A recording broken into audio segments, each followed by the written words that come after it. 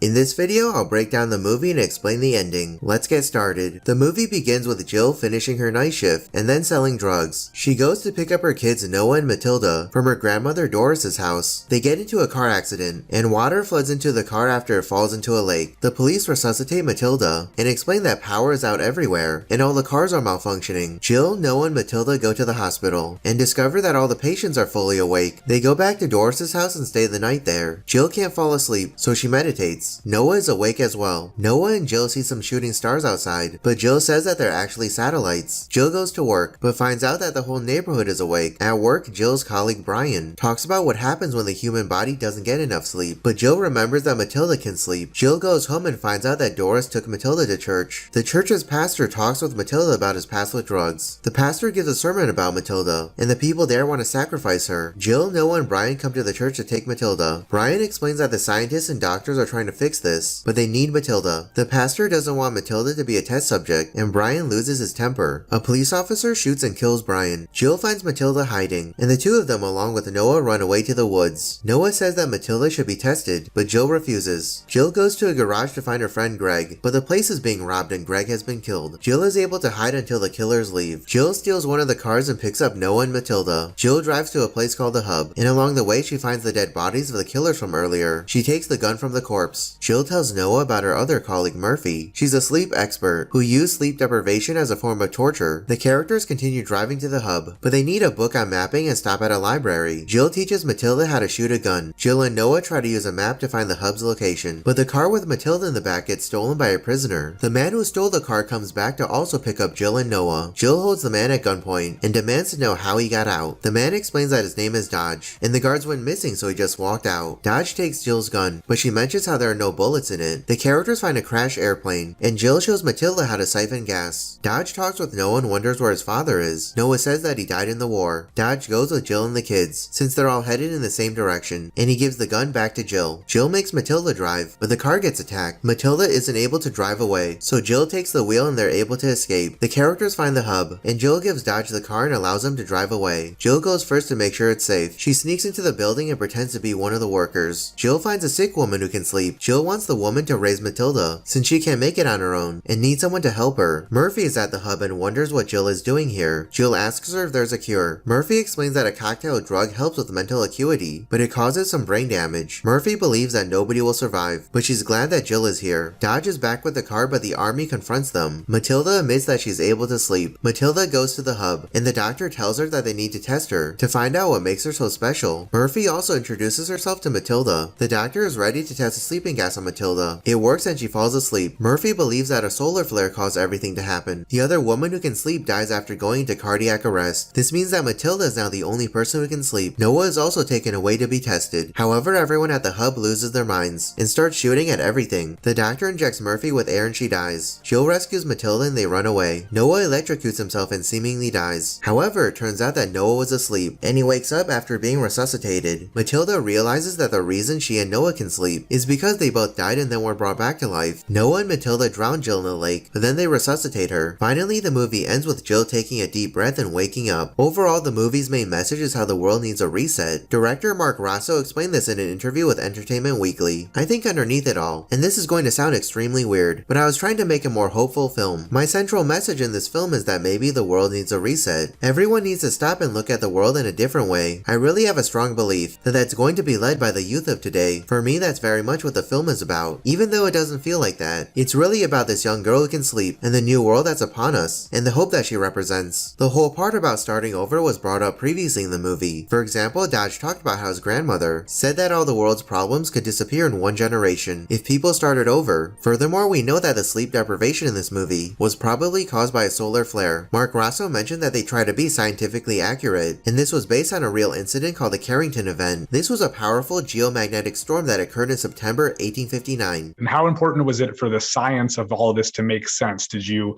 do a lot of research? Did you have consultants to make sure that this sort of tracked if it would really happen in real life? Yeah, so we did in terms of the solar flare. We based it off this thing called the Carrington event, where a solar flare happened and it kind of fried all the wires. It happened in the 1800s, and kind of electricity went down for a while. So that was kind of loosely based in that. And then the sleep thing we did look at this idea of frequencies, and it's theoretically possible that and then in terms of what happens when we don't sleep, that's the thing that we looked at the most, and we're trying to be as scientifically accurate as we possibly could. So in terms of the stages of degradation and how it all plays out, that was like the most accurate. Overall, this definitely seems like a standalone movie, but if it does well on Netflix, I could see them maybe making a sequel where the family meets with other survivors and they try to rebuild the broken world. This movie was actually two separate ideas combined into one. Mark Rosso wanted to make a movie about a parent knowing that they wouldn't survive, but their kids would in an end of the world scenario. He talked to an executive who had an idea about a solar flare happening and nobody could fall asleep. Can you tell me what was the genesis of this film?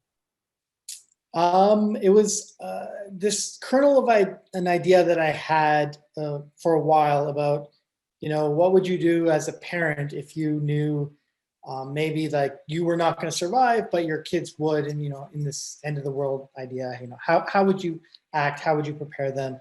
So I always had this kind of idea, and then I was just having talking to an executive who I a lot, and they had this idea of like, they want to do a movie about what if a solar flare happened and no one could fall asleep? And I kind of said, oh, I think I have the story that works in that scenario. So, pitched it to them, got it, went off with my brother and wrote the script for it.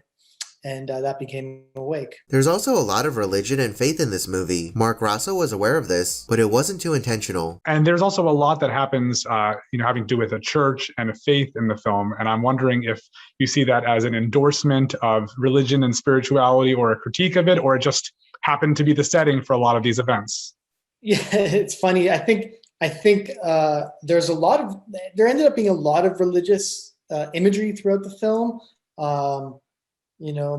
Not someone who's particularly religious, but I did grow up in going to Catholic school when I was a kid, and someone pointed it out to me. I'm like, oh wow, yeah. So it seeped in there for sure. Not an indictment. I think like there's an indictment maybe on zealotism, just good or bad, this kind of groupthink idea, but I'm not taking shots at the church. I'm not taking, it's just in this journey, this is a place where I think, they go, and yeah, maybe there's a little comment on, we need to be more open-minded or something like that, but it's not a direct, jab here or there. There are a lot of similarities between this movie and the real ongoing pandemic. Mark Rosso also discussed this. How do you feel about the fact that this is, even though it's obviously a different kind of thing, how do you feel about the fact that it's coming out as we're sort of still in a pandemic? Yeah, it's a good question. I don't know. I mean, look, obviously timing is going to affect people's,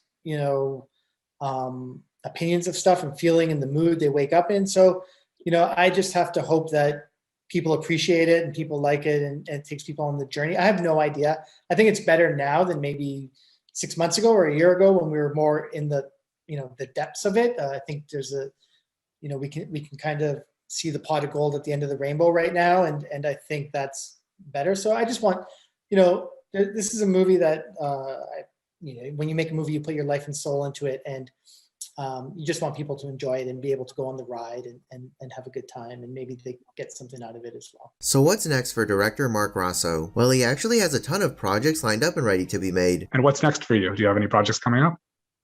I've written a couple things over the break. I call it break, the last year. One is I wrote with my brother again. It's an adaptation of a George R.R. Martin novel, which I'm very excited about. So we'll see where that goes. And screenplay for a film that I wrote, a pilot for a TV show that I wrote. Looking into some documentary stuff too. I'm also producing some stuff. So also have 2 young kids, and I'm enjoying my time home with them. So not rushing out to do anything. We'll see where the chips fall. What did you think of Awake? Let me know your opinion in the comments below. I personally thought it was alright. Be sure to check out some of the other Ending Explained videos on this channel. Well, that's it for this video. If you enjoyed it, make sure to subscribe so you never miss a future upload. Thanks for watching, and I'll see you in the next